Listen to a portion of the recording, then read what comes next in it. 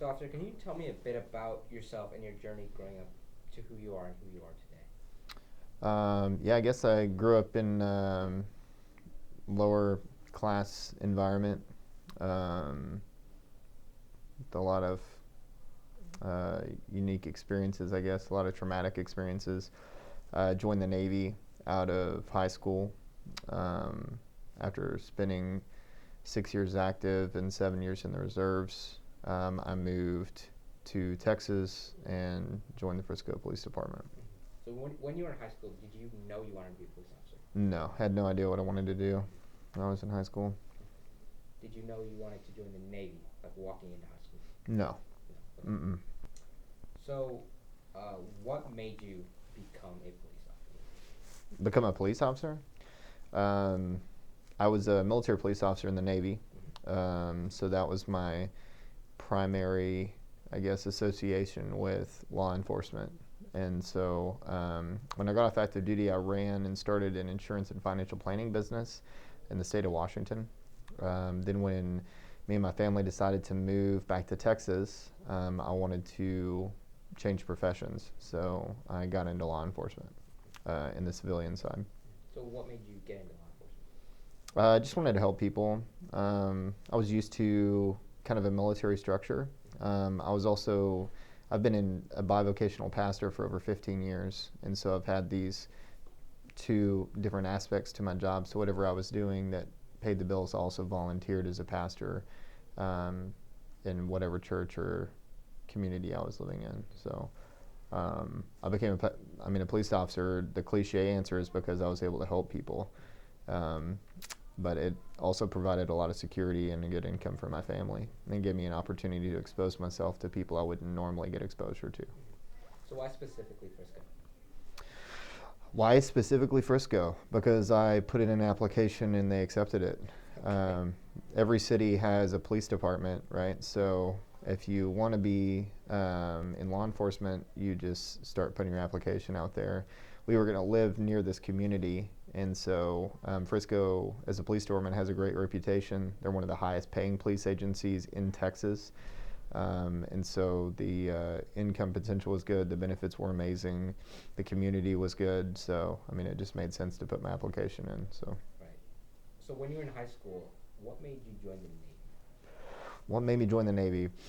So I had a few scholarship opportunities actually. So I had a basketball scholarship. I had an academic scholarship that was a combination of GPA and poverty. It existed in Oklahoma, and so if I decided to go to college anywhere in Oklahoma, my tuition was completely paid for. I could go out of state and play basketball at a smaller university that nobody's ever heard of, or I could join the military. I didn't think, like I said earlier, we didn't have a lot of money, and by not having a lot of money, that's almost a gross overstatement of our financial position. So I didn't think, one, that I had the maturity to maintain the grades and things I needed for the scholarships, and I also didn't want to put any kind of financial burden on my family. And honestly, I wanted to get out of this small town. I knew there was a big world out there, and I didn't know very much about it. And so my sister had joined the Navy before me. I had talked to her about it. I had an opportunity to join the Army and join the Army band, playing the clarinet. I was in band for a few years when I was in high school. And so I joined the Navy because I thought it would alleviate the burden on my family and still pay for my college. And did it? What's that? And did it? It did pay for my college, yeah. So one of the common misconceptions about the military is that you join the military, you do your time, and you go to college after. But I got an associate's degree in criminal justice, a bachelor's degree in business and finance while I was on active duty. And then when I was off active duty, I got my master's degree, and the GI Bill paid for all of that. So I have really 2 degrees. I mean, the bachelor's and the master's. I have an associate's, but paid for all of it and walked away with no debt at all. So what did the Navy? It's gonna sound cliche, but what did the Navy teach you that you couldn't have gotten anywhere else? Yeah, so I think I think it teaches you a lot of things other people say too. I think it teaches you discipline. It's a very unique experience because you you're literally signing over your life and saying it belongs to someone else. It's the only institution in America where that exists, where somebody else tells you when to wake up and you have to do it, or you're criminally punished by it's called the UCMJ, the Uniform Code of Military Justice. It's a completely different set of laws that apply to people who are in the military, and they're the only ones who experience it. So if you're late for work, in the real world, you might get a stern talking to. If you're late a lot, they might fire you. There, they can put you, like, punish you severely, in a completely different context. So it teaches you discipline. It also puts you in this rigid structure where you're serving your country, but you're doing it with, objectively, the majority of the military are teenagers, 18, 19 years old. So the security of the country is by and large led by people y'all's age. So what were some of the harder parts of the Navy? I got married when I was really young, right after joining the military, and one of the first things I did was spend 3 months in training and 12 months on deployment. So I spent 15 months away from my family. So that's probably one of the hardest things. I mean, the other is you're just kind of giving up your liberty in a sense, I mean, I don't mean it to sound like they're just dictating everything you do all the time, but it's a very rigid structure. So if you can't adapt to that life is going to be very difficult. And I think for anybody, no matter what branch you're in, you're going to spend substantial amounts of time away from your family, especially if you're in wartime. So I think the distance from family, and then the risk of dying, right? So you could leave, you're going to be gone for a year, and you don't know if you're ever going to see your family again. I mean, it's different. You go to college, right? You know that you're going to come home on breaks, come home on maybe on weekends if you're in driving distance. You'll see them on the holidays. So you're going away, but you can jump in your car and go home, or jump on a plane and go home whenever you want. It's not the case there. So can you explain the GI Bill? Because I don't think a lot of people know.